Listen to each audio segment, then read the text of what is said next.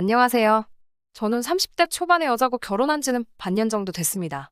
어려서부터 항상 상대의 입장에서 생각하는 버릇을 들이라는 교육을 받고 자란 저는 늘 다른 사람을 이해하려고 노력하며 살았네요. 그런데 요즘 정신 나간 신뢰하는 짓을 보니 모든 사람을 이해할 수는 없겠다 싶어요. 저희 부모님은 먹자골목에서 20년 가까이 고깃집을 운영하고 계세요. 특히 저희 가게의 차돌박이 된장찌개는 방송에도 여러 번 나올 만큼 유명하답니다. 하지만 2년 전부터 전 세계적으로 상황이 안 좋아지고 있잖아요. 그러다 보니 부모님 가게도 타격을 많이 입었어요. 원래는 갓 끓여 나왔을 때 가장 맛있기 때문이라는 부모님의 철학 때문에 배달을 하지 않았었는데요. 결국 얼마 전부터는 배달도 하게 됐네요. 저는 부모님 가게 근처에서 카페를 하고 있어요. 테이블 4개 정도면 자리가 꽉 차는 작은 카페지만 커피값이 저렴하고 맛도 무난하다는 평으로 주변 상인분들과 회사원들이 많이 찾아주세요. 남편하고도 그렇게 만났고요. 점심시간이 되면 삼삼오오 무리지어 오는 회사원들도 있는가 하면 혼자 와서 커피만 테이크아웃하는 사람들도 있어요.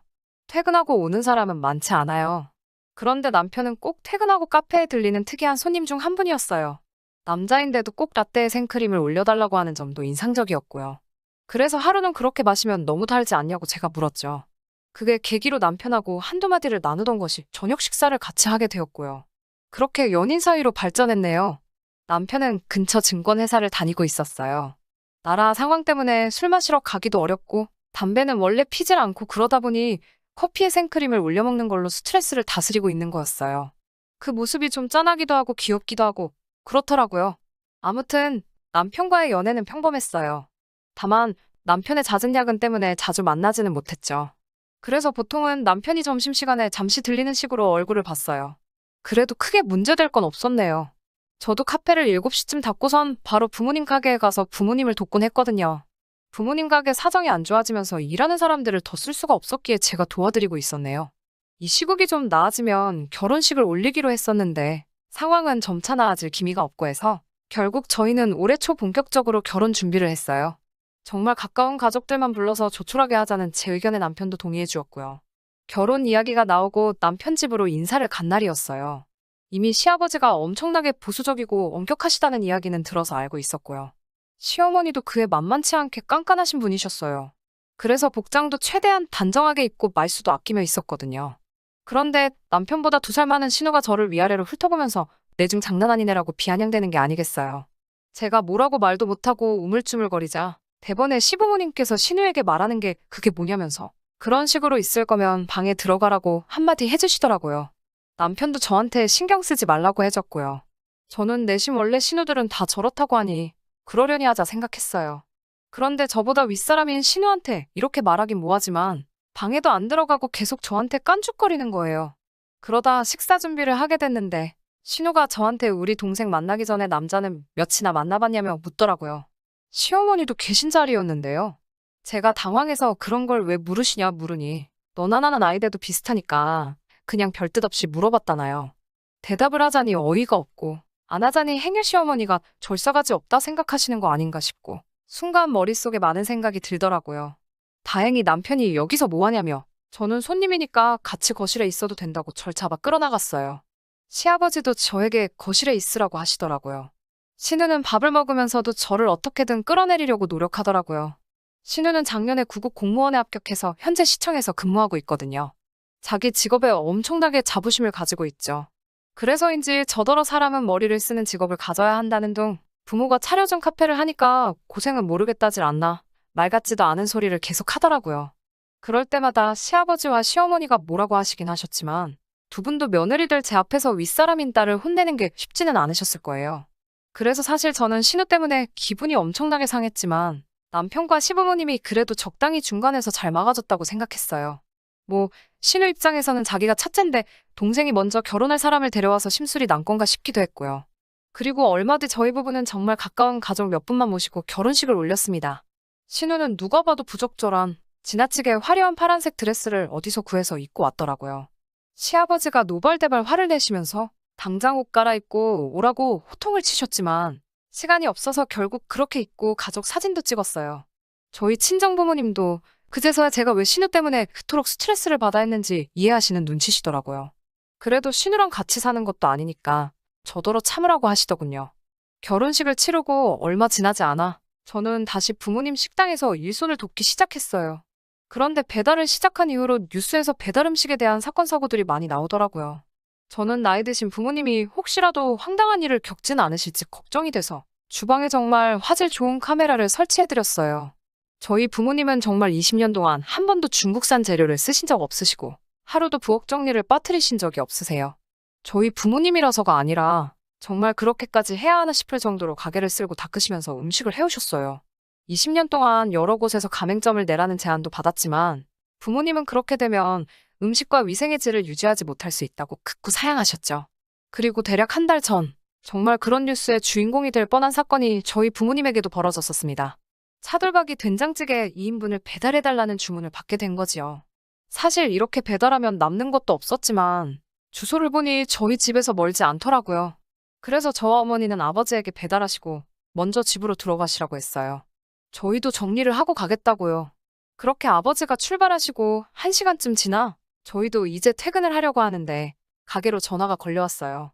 전화를 받자 젊은 여자가 다짜고짜 소리를 지르더라고요. 차돌박이 된장찌개에 고기가 하나도 없다는 거예요. 그럴 수가 없는데 저희도 어이가 없더라고요. 일단은 제가 죄송하다 하고 음식을 수거하러 가겠다고 하니 음식은 이미 다 버려서 없다면서 와서 사과를 하래요.